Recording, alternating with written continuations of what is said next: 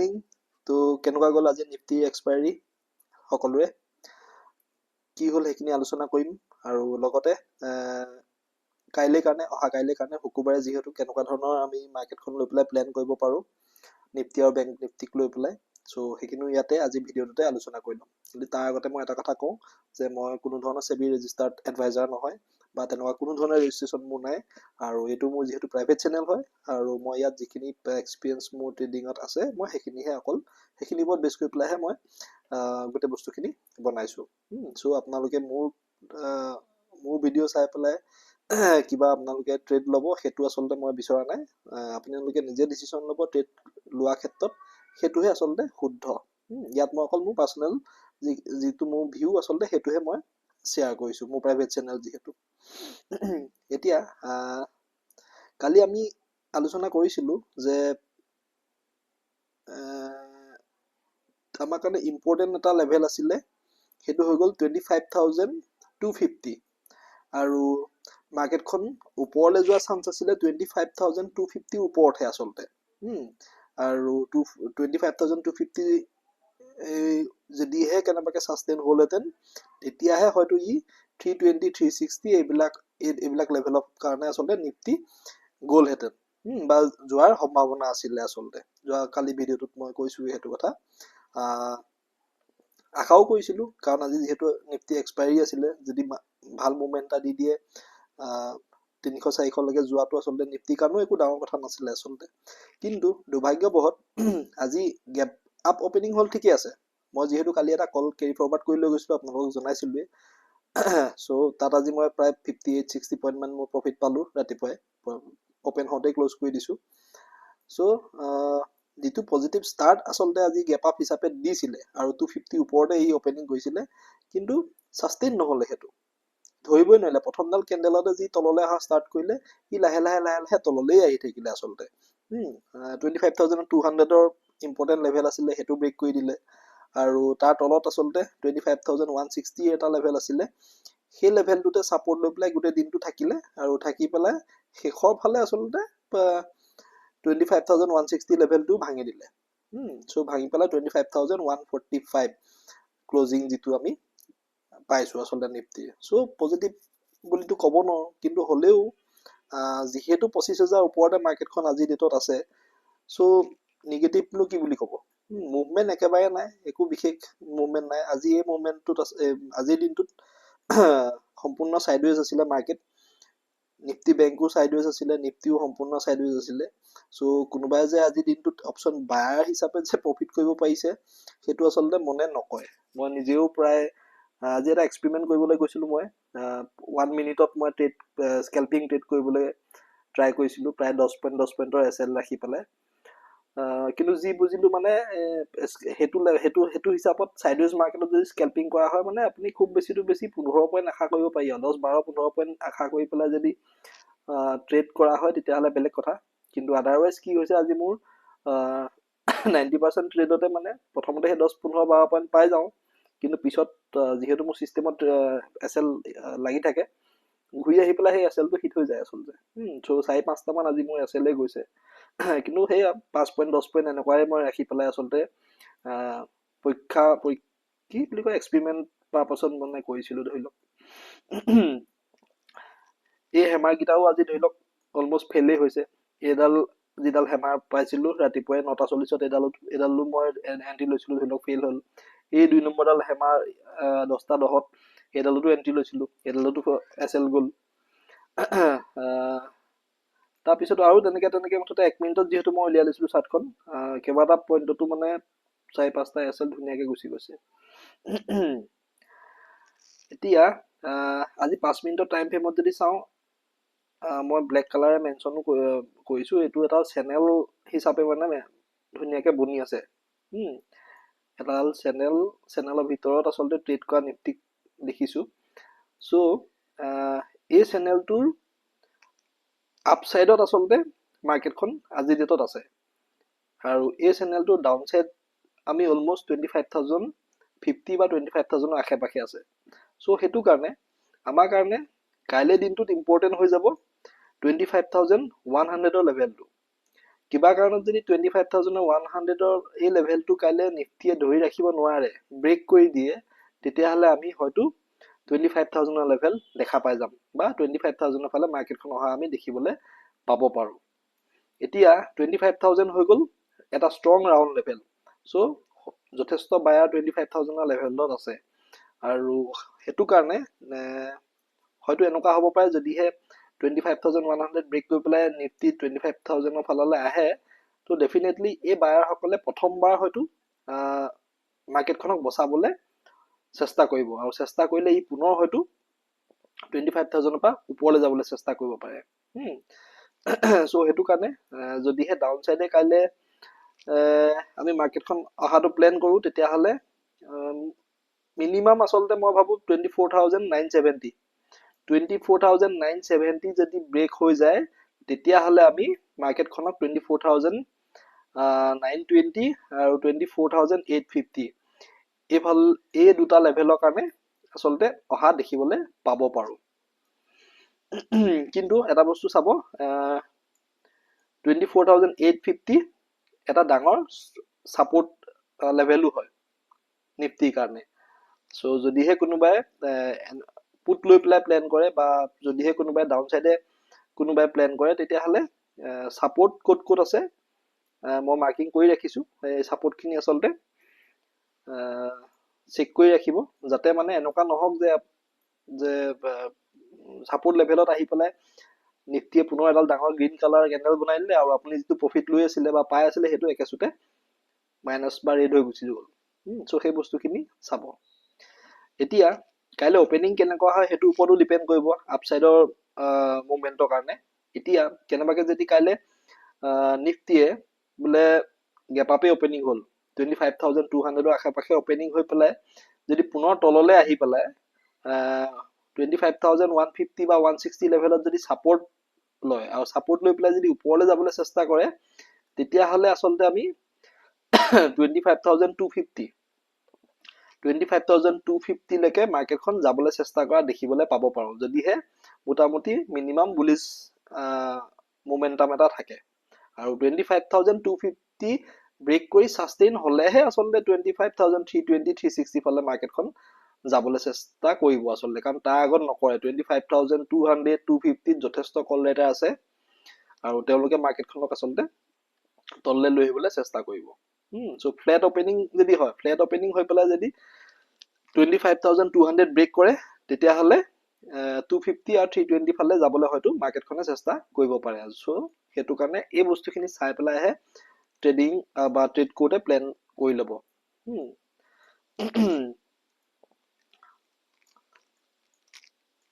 One day time ফ্ৰেমত এবাৰ Nifty চাই লওঁ আহক কেনেকুৱা পেটাৰ্ণ কৰিছে আচলতে। দেখিবলৈ বাৰু ইমানবোৰ মাৰ্কিং কৰি থ'লে চাৰ্টখন বেয়া লাগে, সেইটো ময়ো মানো। আজি এটা বস্তু চাওক,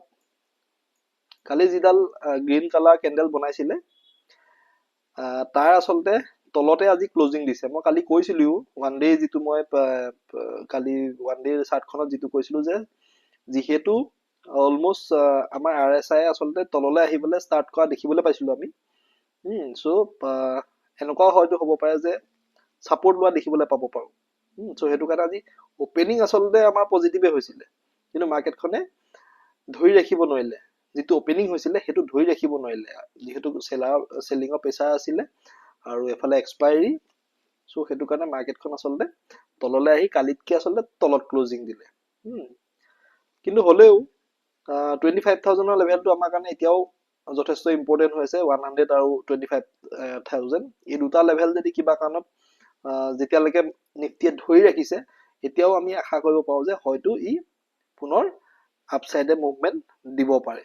কিন্তু যদিহে এই দুটা লেভেল ব্ৰেক কৰি দিয়ে, 25,000 আৰু 25,100 এই দুটা লেভেল যদি ব্ৰেক কৰি দিয়ে নিফটিয়ে কাইলৈ, তেতিয়াহ'লে আমি মাৰ্কেটখনক আচলতে তললৈ অহা দেখিবলৈ পাব পাৰোঁ। বেংক নিফটি এবাৰ চাই লওঁ।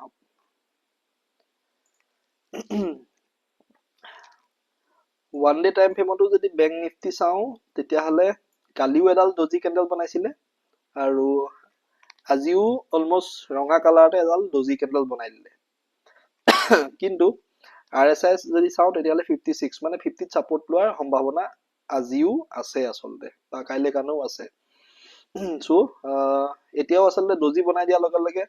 আমি কোনো ধৰণৰ ডিসিশন আমি ডাইৰেক্টলি ল'ব নোৱাৰো আচলতে কাৰণ কাইলৈ যদি ই যিডাল কেন্ডেল বনাব সেইডালো আচলতে বহুতখিনি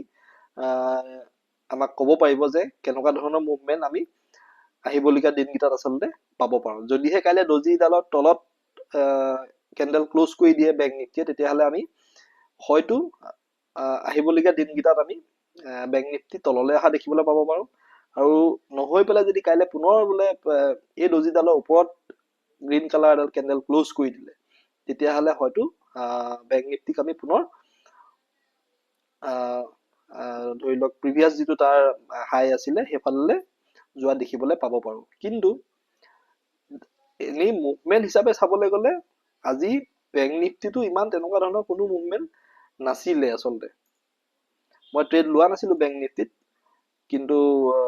তেনেকুৱা মুভমেন্ট কোনো বিশেষ মুভমেন্ট একো দিয়া নাছিলে ভালকে যদি চাই ওপেনিং ঠিক আছিলে গ্যাপ আপে হৈছিলে আৰু গ্যাপ আপ হওঁতে প্ৰথমৰ কেন্ডেলডাল যদি এনেকুৱা ডজি কেন্ডেল ডাঙৰ ডজি কেন্ডেল এডাল বনাই দিয়ে নহয় তেতিয়াহ'লে আচলতে ট্ৰেড কৰিবলৈ বহুত অসুবিধা হৈ যায় কাৰণ যেতিয়ালৈকে সেই দুটা ৰেঞ্জ আচলতে ইম্পৰ্টেন্ট হৈ যায় লো আৰু হাই আজি আচলতে গোটেই দিনটো লোৰ তলতে আচলতে মোটামুটি নিফটি বেংকে ট্ৰেড কৰি থাকিলে এনেকুৱাও নহয় যে আগদিনাখনৰ যোৱাকালিৰ যিটো লো মানে ক্লোজিং আছিলে সেইটো ভাঙি পেলাই বোলে তললৈ গুচি আহিলে যিটো নিফটি আমাক কৰিলে কিন্তু বেংক নিফটি আচলতে নকৰি পেলাই গোটেই হোল্ড কৰি ৰাখি থলে আজি বেংক নিফটিৰ কাৰণেও আচলতে নিফটিয়ে বেছি ডাউন চাইডে আচলতে বিশেষ মুভমেন্ট দিব নোৱাৰিলে কাৰণ বাৰে প্ৰতি ধৰি লওক বেংক নিফটিয়ে ধৰি থাকিলে মাৰ্কেটখন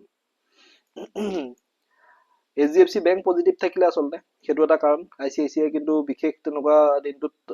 কেইবাবাৰো দেখিলো ৰঙা গ্ৰীনো হ'ল ৰেডো হ'ল কিন্তু আলটিমেটলি HDFC এ ধৰি থাকিলে আৰু শেষৰ ফালে ৰিলায়েন্স আচলতে পৰাৰ কাৰণেও নিফটিত ডাউন সাইডে আচলতে মুভমেন্ট আহিছিলে কিন্তু হলো বহুত বিশেষ তললে নাহিলে অৱশ্যে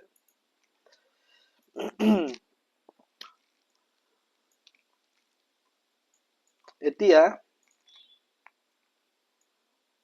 কাইলে কাৰণে যদি আমি প্ল্যান কৰো বা কাইলে কাৰণে আমাৰ কেনেকুৱা ধৰণৰ প্ল্যান হ'ব পাৰে বেংক নিফটিত হেতু যদি চাবলৈ যাও তেতিয়াহ'লে লেভেলটো মোটামুটি গুটেখিনি একেই আছে আচলতে যোৱাকালি যিখিনি আলোচনা আমি কৰিছিলো মোটামুটি একেই থাকিলে বিশেষ একো হাল হলনি নহলে 51550 যদিহে 51550 ওপৰত মাৰ্কেটখন টিকে তেতিয়াহে আচলতে আমি আপসাইডে মাৰ্কেটখন আমি যোৱা দেখিবলৈ পাব পাৰো কিন্তু 51550 আৰু 51450 এ ধৰি ললো এই দুটা লেভেল ইম্পৰ্টেন্ট হ'ব কাইলে যদি স্লাইটলি গ্যাপ আপো হয় মানে আলটিমেটলি 550 ৰ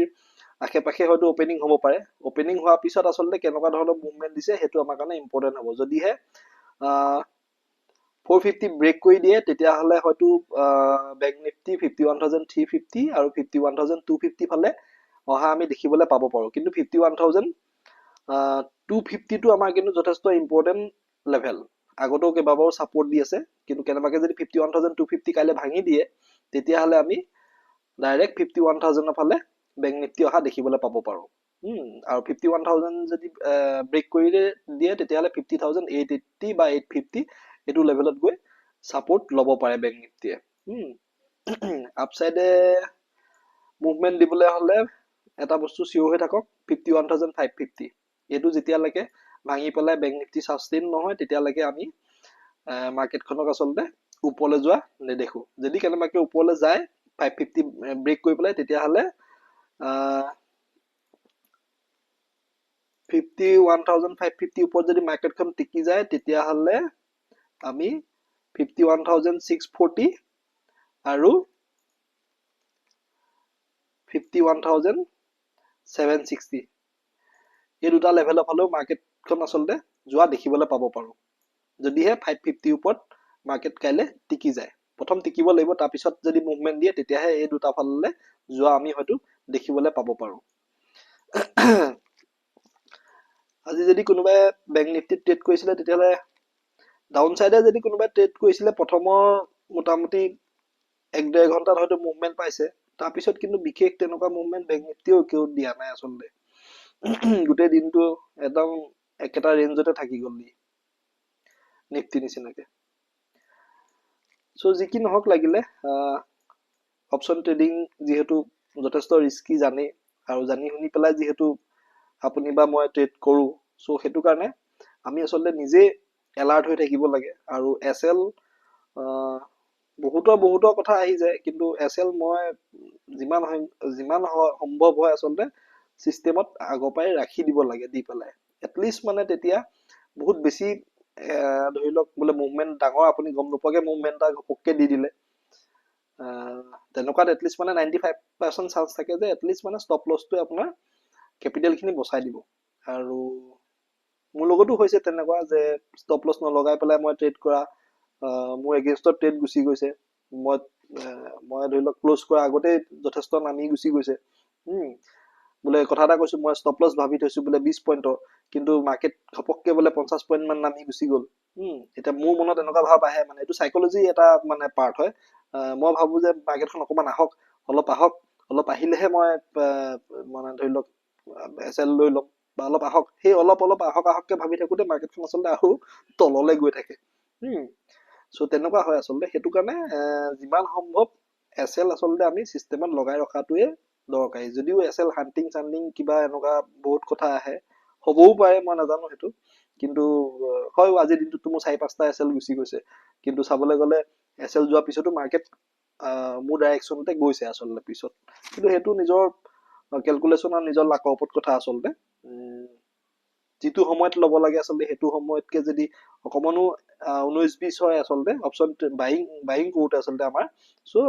তেতিয়াহ'লে কি হৈ যায়, সেই 19-20 হ'লে আমাক SL হাণ্টিঙৰ যিটো মানে চিষ্টেম, সেইটোত হয়তো আমাৰ SL গুচি যাব পাৰে। চ' সেইটো কাৰণে বহুত ইম্পৰ্টেণ্ট হয় আচলতে কোনটো সময়ত বা কোনটো টাইমত আমি ট্ৰেডটো প্লেন কৰিছোঁ বা লৈছোঁ, এক্সিকিউশ্যন কৰিছোঁ, সেইটোৰ ওপৰত বহুত ডিপেণ্ড কৰে। আৰু সেইটো কাৰণে আচলতে চেবিয়ে চিঞৰি কৈয়ে আছে ন, যে 89% ট্ৰেডাৰহে অকল আচলতে প্ৰফিট হয়, বাকী গোটেইখিনিয়ে আচলতে 89% মানুহে আচলতে অপশ্যন ট্ৰেডিঙত লছেই হয়, বাকী 11%হে আচলতে প্ৰফিট হয়। চ' তেওঁলোকে কৈয়ে আছে, এতিয়া তেওঁলোকে কৈ থকা কথাবোৰ জানি শুনিওতো আমি কৰিয়ে আছো ধৰি লওক। চ' উপায় নাই, এতিয়া কি কৰিব। চ' আমি নিজকে ডেভেলপ কৰিব লাগিব আচলতে, আৰু এক্সিকিউশ্যনটো বহুত ফাষ্ট হ'ব লাগিব। বোলে দেখিছোঁ নহয় ট্ৰেড মাইনাছত গুচি গৈছে, ঠিক আছে, লগালগ SL লৈ পেলাই আমি নেক্সট ঠিক আছে আকৌ প্লেন কৰিব লাগে আচলতে হিচাপত। সেইটো হৈ গ'ল চাইকলজি আচলতে। যিটো গ'ল আমি আচলতে ব্ৰকাৰেজটোও চিন্তা কৰোঁ, এইটো আকৌ SL লৈ ল'ম, ইমানটো ব্ৰকাৰেজ মোৰ গুচি যাব। সেইবিলাক ভাবোঁতেই আচলতে চকাৰেজৰ পৰা আদি কৰি 10 গুণ মান বেছি গুচি যায়। চ' সেইটো কাৰণে মই ভাবোঁ চিষ্টেমত SL লগাই থোৱাটোৱে বেটাৰ হয়। এটলিষ্ট মানে চিষ্টেমত SL লগাই থ'লে আপুনি শান্তিয়ে পানী এগিলাচ খাবলৈও যাব পাৰে ট্ৰেড চলি থাকোঁতে, নহ'লেতো পানী এগিলাচ আনি থ'লেও খোৱাটোও মানে চিন্তা থাকে যে পানী এগিলাচ খাবলৈ লওঁতেও কিজানি মাৰ্কেট বহুত তললৈ গুচি যায়। বাৰু যি কি নহওক, এতিয়ালৈকে যদি কোনোবাই চাই আছে ধন্যবাদ। আজিকালি অকণমান কোৱাখিনি অকণমান সলনি কৰিবলগীয়া হৈছে, লিখাখিনিও অকণমান সলনি কৰিবলগীয়া হৈছে, আৰু কি আহে গাইডলাইন নাজানো, কিন্তু যদি বোলে বন্ধ কৰিবলৈ গাইডলাইন আহে তেতিয়াহ'লে ডেফিনেটলি চাগে আমাৰ প্ৰাইভেট চেনেলবিলাকো বন্ধ কৰিব লাগিব আমি সকলোৱে। ঠিক আছে, যিদিনাখন লাগে ধৰি লওক তেনেকুৱা ধৰণৰ কোনো অহা নাই, যিমানখিনি পাৰোঁ চলাই থাকিবলৈ চেষ্টা কৰিম, কাৰণ ইয়াত আমি কোনো ধৰণৰ টিপছ চিপছ দিয়াৰ পৰা আদি কৰি বা ইনভেষ্টমেণ্ট ৰিলেটেড বা তেনেকুৱা ধৰণৰ কোনো আমি কথা নাপাতো, বা আমি তেনেকুৱা আমাৰ চেনেলো নহয় সেইটো। চ' ঠিক আছে, ধন্যবাদ। এতিয়ালৈকে যদি কোনোবাই চাই আছে, কাইলৈ আকৌ পুনৰ নতুন ভিডিঅ' এটাত লগ পাম দিয়ক। ধন্যবাদ।